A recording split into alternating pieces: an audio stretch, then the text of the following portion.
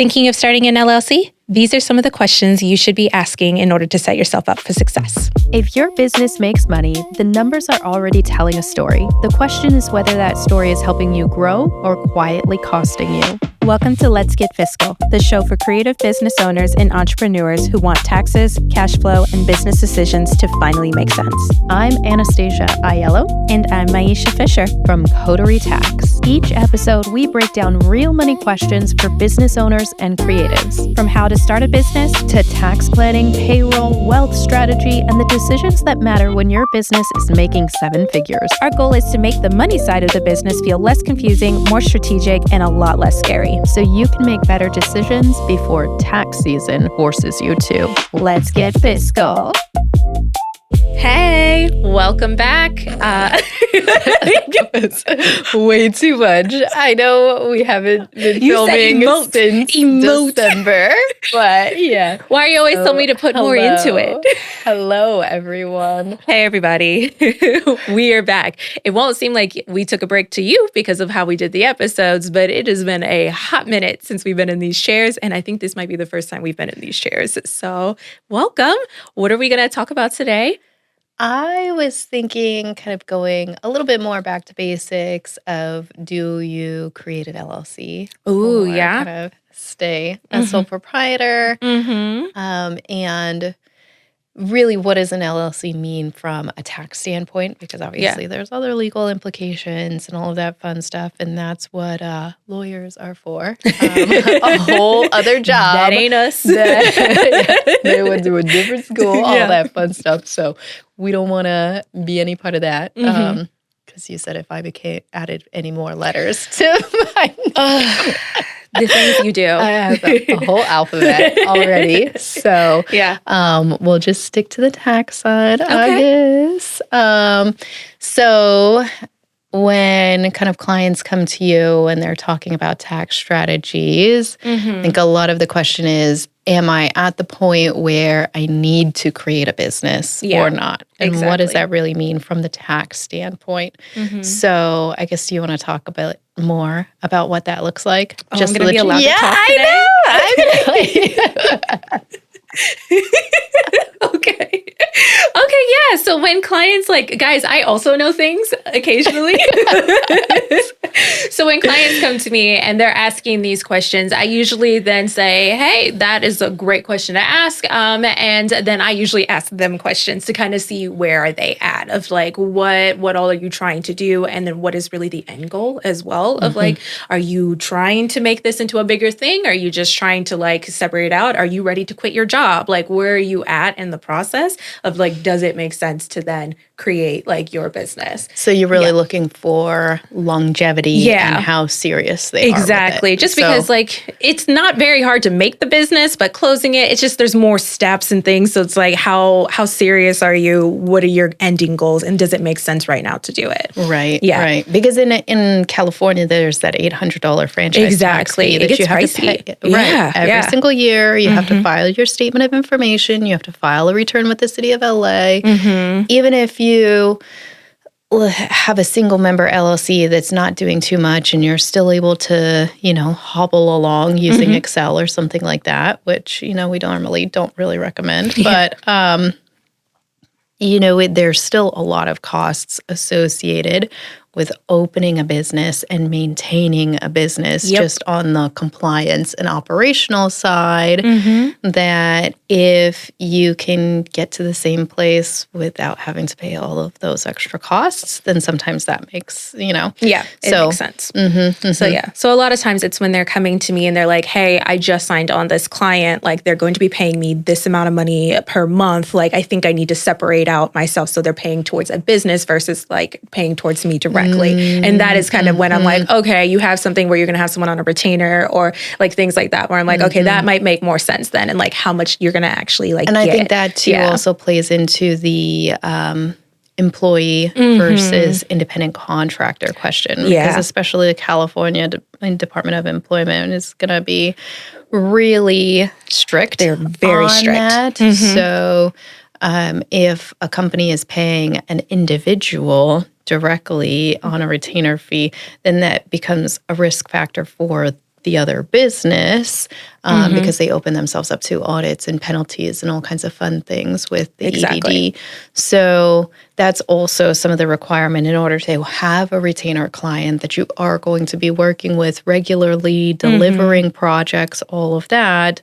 You know, the EDD is going to want to be able to see that they are not your primary client, that you are advertising elsewhere, that you are providing all of the materials, that you are running a standalone business that they are contracting with versus an employee where, again, they kind of control you a little bit more. They provide the supplies. They're your main source of income.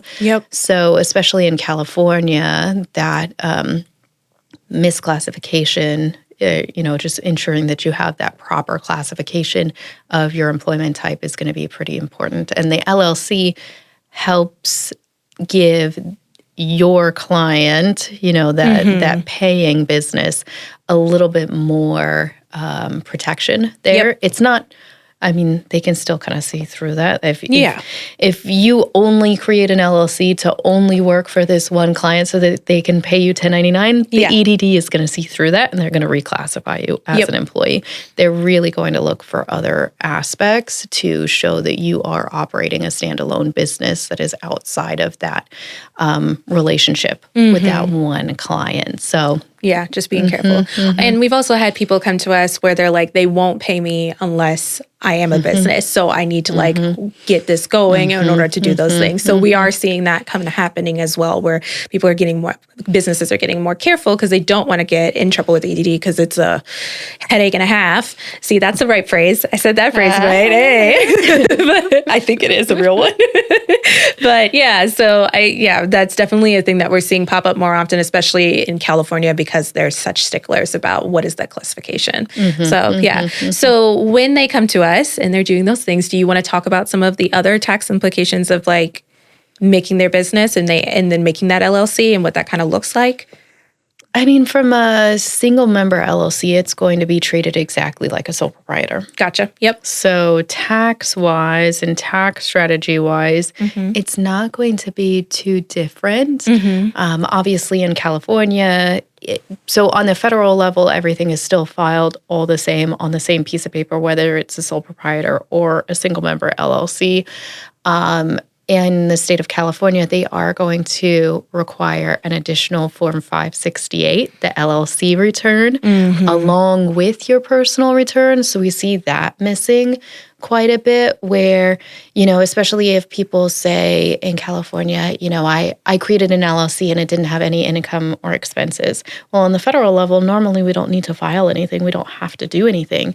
But in the state of California, because that is that minimum $800 franchise tax fee, you do have to self-report that there's no income because the LLC fees are based on how much income you have. So you have to report that there's zero. So then you are only paying the minimum amount because if you're making, a few $100,000, then that you owe the 800 plus 900. Then you owe 800 plus 2,500. So California still requires that form to be filed, even if there's no income and expenses. And so sometimes that's what's missed when people are, tax preparers are filing from out of state or what have you. And then 3 years down the line, Yep, we have seen it. They're just like, hey, you never did this thing. And even if you pay the fee when you're supposed to, you still have to reconcile that fee back to the tax return in some way, and it's a whole thing.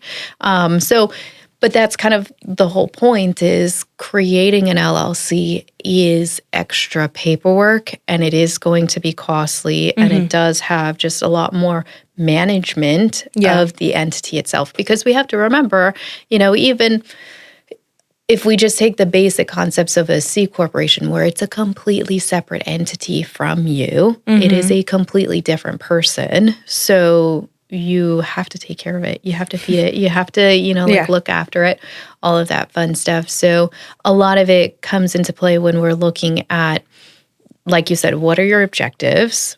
What are the requirements that you're running into in order to operate this business?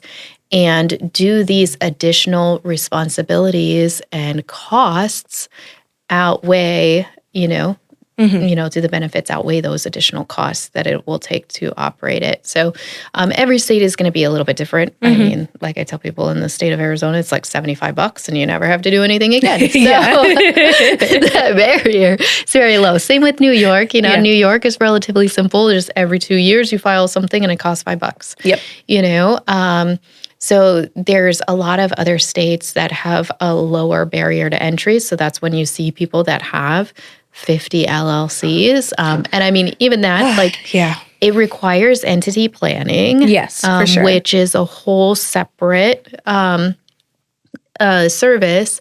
But in the state of California, because you do have a little bit of that hump, of that $800 fee, you have to file a return for it. You have that annual, statement of information and everything. Making sure that's all done. That comes into play. Then you kind of got to say, okay, what is this actually useful for? Because if you say, okay, I have a client that's going to pay me $15,000 a month, but they won't pay me unless I have a corporation or an LLC or something, then you're like, okay, I mean, that makes sense. We go. Yeah. Let's do that. Yeah. But if it's just, you're going to be making little pieces of pottery and selling it at farmers markets maybe a couple times a year, maybe that's not something that necessarily needs its own separate business. Yeah, at least not yet, unless you're like, okay, I want to expand, or I blew up and now I got a lot of orders and stuff. So just making sure you're not making extra work for yourself for not as much benefit as it would be. So that's fair.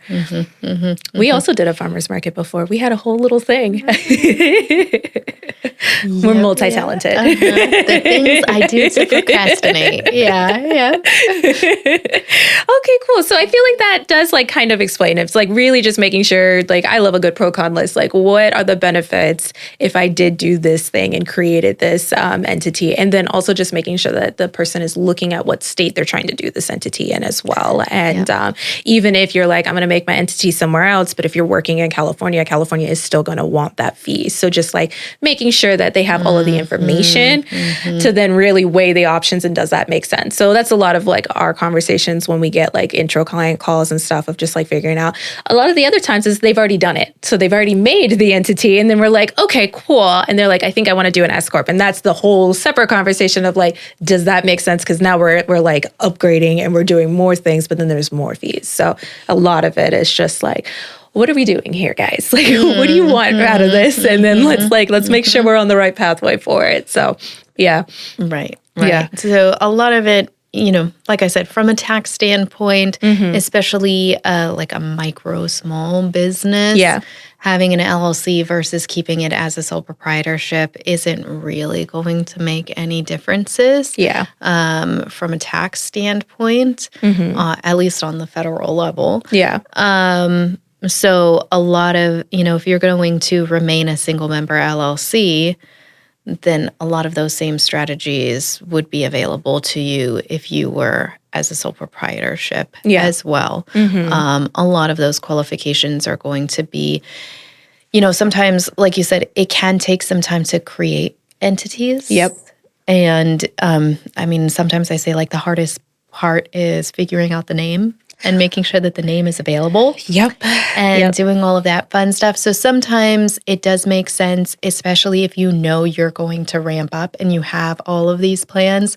That way you're getting the entity set up. Now, because when you're a sole proprietor, you can still get a business bank account. But if it grows in 6 months to the point where you want to become an S corporation at that point in time, then you would have to create an entity with the state, which means a new name, a new EIN, and a new bank account, and a new W-9, and changing everything with your clients because now they're paying a different person.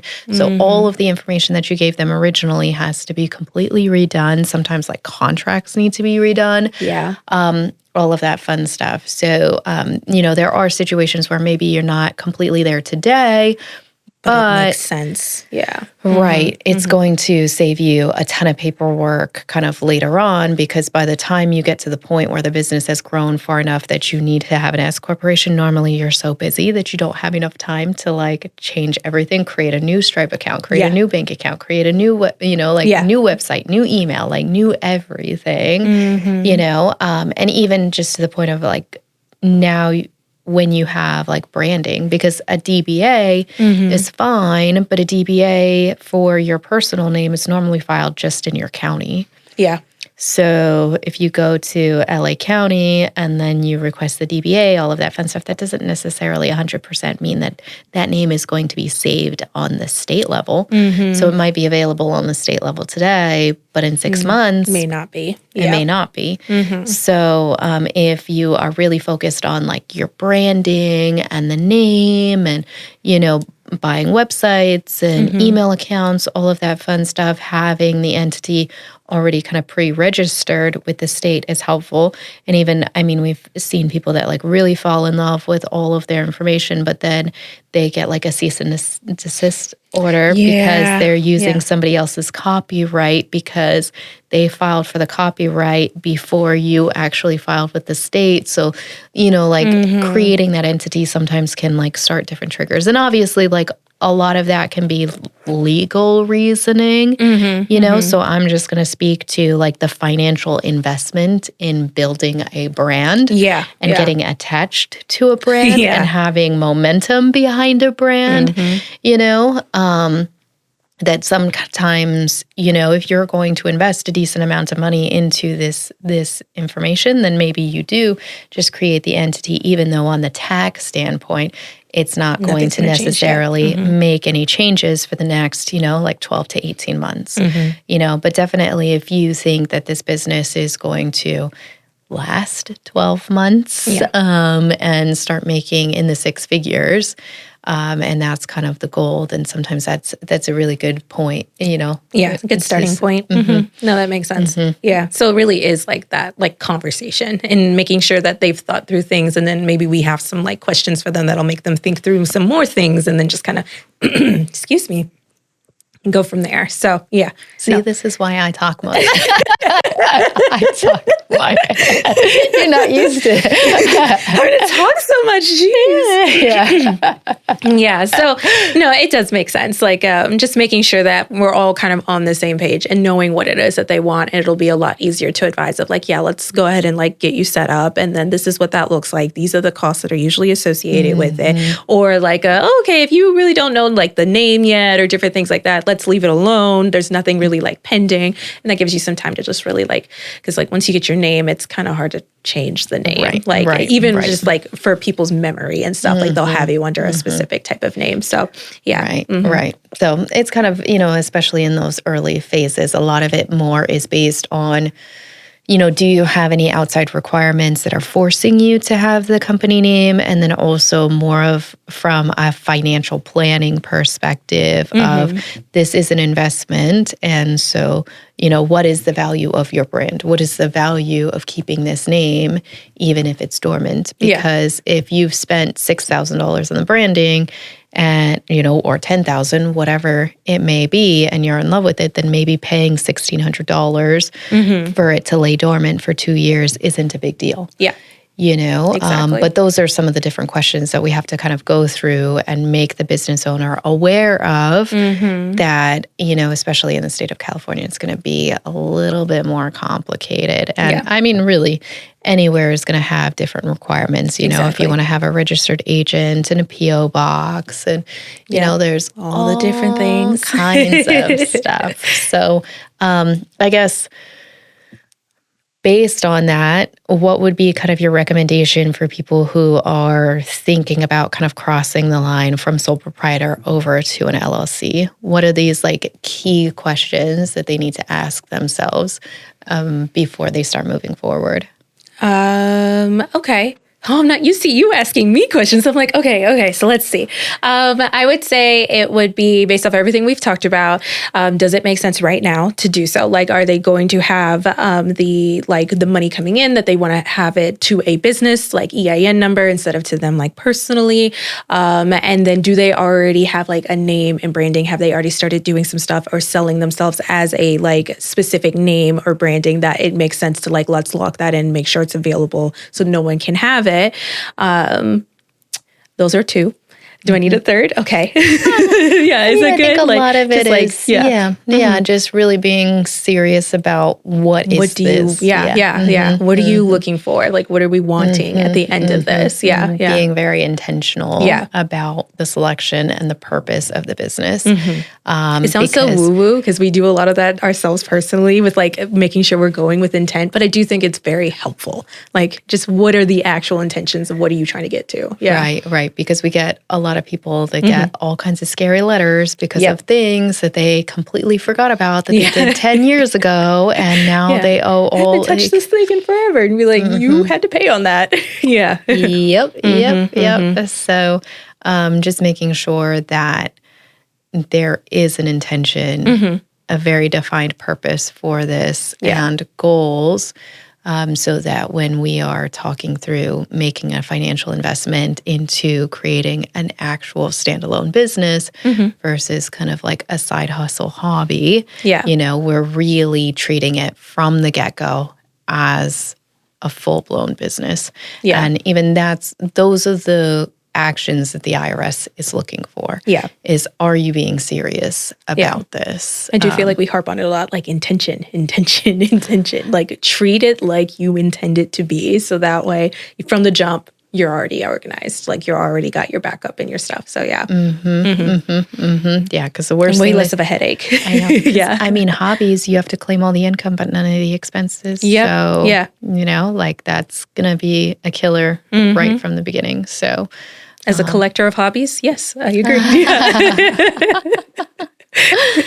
So that is a little bit more about kind of some the questions you should think ask about before you go down the pathway of creating an LLC, especially as that gets easier and easier these with days. Technology and maybe before you go down all of those paths, really take the time, create a business plan, make sure it makes sense for you at this moment, and then also maybe talk through some entity planning if there's like multiple projects. And, always kind of have stuff. in mind. So, and you can always talk to us too. Like, we're available. People love talking to me, so well, go ahead, close this out. Yes. So if you have any more questions about whether or not you should create an LLC, you can talk to Myiesha. I now regret all of this. We go by Diana. Or schedule a call with me and we'll kind of go through what fits best for you and your situation. Bye, guys. That's it for this episode of Let's Get Fiscal. If this helped you see your business differently, follow or subscribe on your favorite podcast platform so the next episode is already waiting for you. And if a specific money question came up while you were listening, send it through the link in the show notes. Real listener questions help shape future episodes. You can also follow Let's Get Fiscal on social media for more tax tips, business finance breakdowns, and clips from the show. Until next time, keep building the business behind the work.